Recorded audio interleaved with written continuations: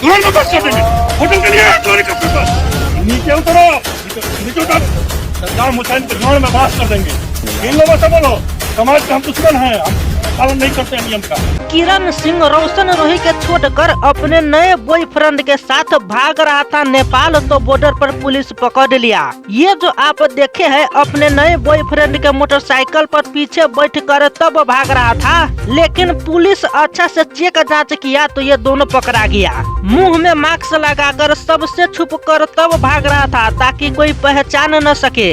इन दोनों से सच उगल बया कि मीडिया के सामने बोलो हम समाज के दुश्मन है, हम समाज के लिए सही नहीं है। इन काला कारनामे में रोशन रोही भी शामिल है। इन्हीं के वजह से किरण सिंह इतना सोशल मीडिया पर बदनाम किया।